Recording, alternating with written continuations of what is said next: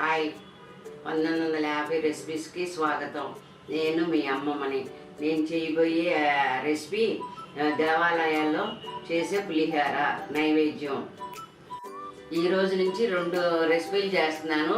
మీకు కనుక నచ్చితే వీడియోని షేర్ చేసుకుని మరొకరికి చెప్పండి.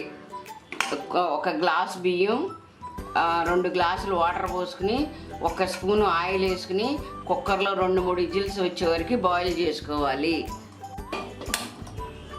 గ్యాస్ వెలిగించి నాన్ స్టిక్ పెన్నం పెట్టుకుని ఆయిల్ 2 స్పూన్లు,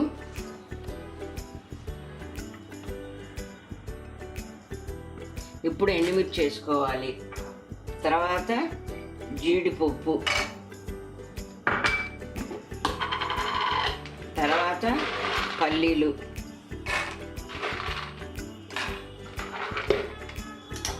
తర్వాత ఆవాలు వేసుకోవాలి. తర్వాత శనగపప్పు, తర్వాత మినప్పప్పు,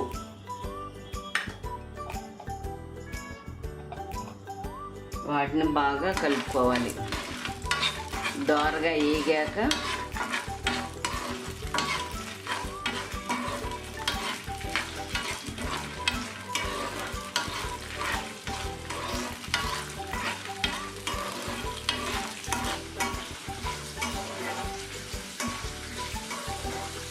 అల్లం పచ్చిమిర్చి ముక్కలు, తర్వాత పసుపు వేసుకుని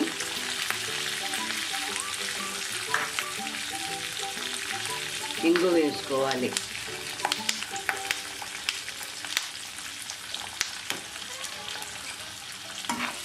బాగా తిప్పుకొని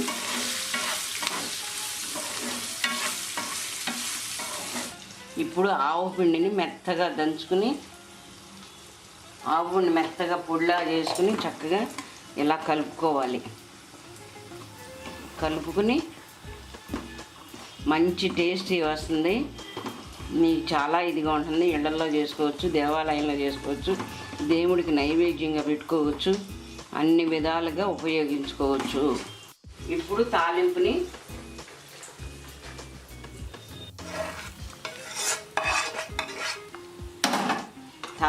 పోసుకోవాలి. ఇలాగ తాలింపుని పోసుకున్నాక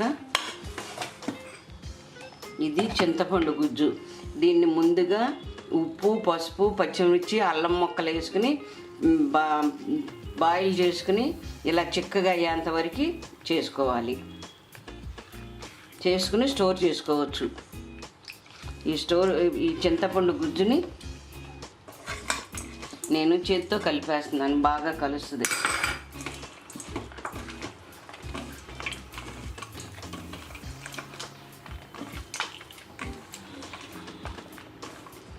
ఉప్పు అన్నీ చూసుకుని మీ టేస్టీలో మీరు చూసుకోండి.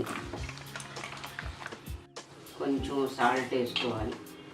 సాల్ట్ వేసుకుని బాగా కలుపుకొని సర్వింగ్ బౌల్లోకి తీసుకోవాలి. రెడీ. దేవాలయంలో ప్రసాదం రెడీ. ఇప్పుడు దీన్ని చూసి మీరు టేస్ట్ చేసి ఎలా ఉందో నా వీడియోని షేర్ చేసుకోండి.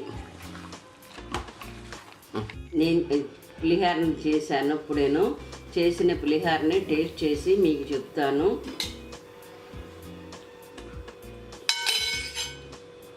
పులిహోర చాలా టేస్టీగా ఉంది. మీరు కూడా చేసుకుని ఆ టేస్ట్ చూసి నాకు లైక్స్ కొట్టండి. సబ్స్క్రైబ్ చేసి నా వీడియోని షేర్ చేసుకోండి.